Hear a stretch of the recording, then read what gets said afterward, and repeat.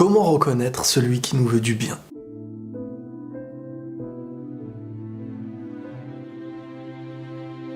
Tout d'abord, pour commencer, tu devras viser une réflexion qui n'est pas la plus habituelle. Partir de l'idée que quelqu'un qui veut ton bien, ce n'est pas forcément quelqu'un qui te le montrera au premier abord. Parfois même, c'est celui avec qui tu auras connu certains désaccords, mais que le temps par la suite te montrera comme la bonne personne. Ce qui te fait sourire, ce n'est pas forcément là pour te satisfaire. Tu dois comprendre qu'il est tellement facile et dangereux d'être caressé dans le sens du poil. Il faut savoir rester émotionnellement neutre face à celui qui ne cherche qu'à te complimenter. Car à force de nous faire croire qu'on a toujours raison, que tout penche toujours de notre côté, on finit par y croire, on finit par s'y soumettre. On devient comme un petit peu drogué des belles paroles venant d'en face. Tellement facile pour lui d'être toujours en accord avec tes choix, même quand ils sont dangereux pour toi. Et c'est le meilleur moyen pour le pêcheur de pêcher son poisson. Pour faire simple, la recette d'une personne dangereuse, c'est de te faire croire qu'il veut à tout prix ton bien pour avoir ton mal.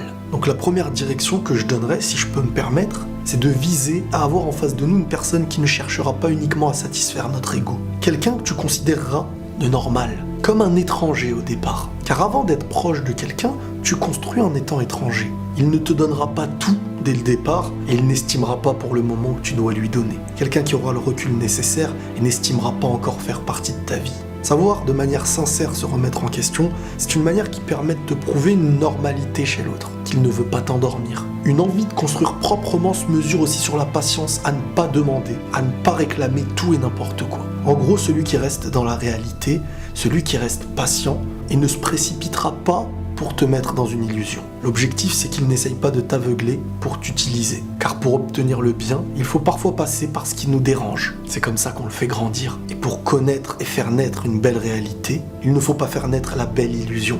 C'est l'outil du mal intentionné. Donc avant d'essayer de reconnaître celui qui nous veut du bien, il va falloir revenir un petit peu à soi. Revoir notre manière de percevoir le bien. Comprendre où est-ce qu'il se situe et est-ce qu'on arrive à le créer en nous-mêmes avant de le réclamer. Quel chemin prendrons-nous pour y arriver? Allons-nous rejeter notre ego qui refuserait la vérité? Et surtout, on ne doit pas oublier qu'une personne qui veut notre bien, ça ne veut pas dire que c'est obligatoirement une personne qui nous convient. Et ça, c'est peut-être l'étape la plus délicate à comprendre. D'où l'importance de savoir ce que l'on veut construire sur Terre, pour avoir ensuite à trouver celui qui construira avec nous, celui qui nous conviendra. Et ce n'est pas uniquement la bonne intention qu'il aura envers nous qui viendra nous le prouver. C'est comme dire une personne gentille nous convient. Ce n'est pas forcément vrai. Il faut que la personne soit bien intentionnée, mais il faut qu'elle nous convienne.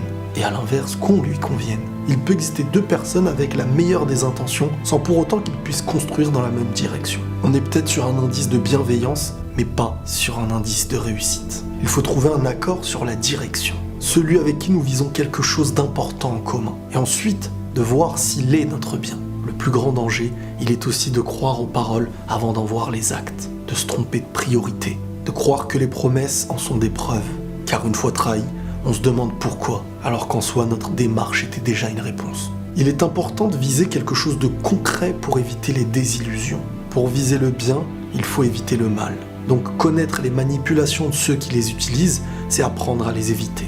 Les preuves, elles commenceront par le concret, et rien d'autre. C'est quoi le concret? C'est l'engagement. Car dans l'engagement, même s'il ne fait pas tout, il reste une bien plus grande avancée que celui qui réclame de toi sans réellement prouver. Il doit être forcément l'exemple des conseils qu'il te donne, pas celui qui te demande que tu lui donnes avant même de construire. Parmi beaucoup de manipulateurs, il y a celui qui cherchera à t'isoler pour mieux te retirer ton bouclier. Car dans ce qu'on appelle des relations secrètes, il ne faut pas oublier qu'une fois abandonné, même ta tristesse restera secrète.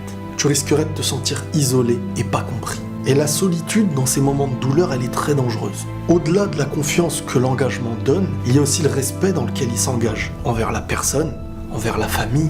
Celui qui veut ton bien voudra te mettre dans les meilleures dispositions. Celui qui cherche uniquement son bien te mettra dans ses dispositions. Et ça finit parfois dans une cage. Il est très dangereux à mes yeux de croire à la passion sans l'engagement. Car même si pour certains elle existe, le risque est tellement élevé que c'est comme partir à la guerre sans bouclier, sans protection. Peut-être que certains vont y survivre, mais combien vont périr? Peu importe combien tu aimes, en soi ce n'est pas un mal d'aimer. Là où ça devient dangereux, c'est quand ta façon d'aimer te ferme les yeux. Cet amour qui te dirige à un moment donné vers une prison. Donc on devrait structurer nos départs pour vivre au mieux notre passion. La façon la plus simple de se préserver un minimum se définira sur notre manière à ne pas toujours dire oui à tout ce qui vient, à tout ce qui nous fait espérer. car l'espoir, il est important, mais pas au point de tout lui donner.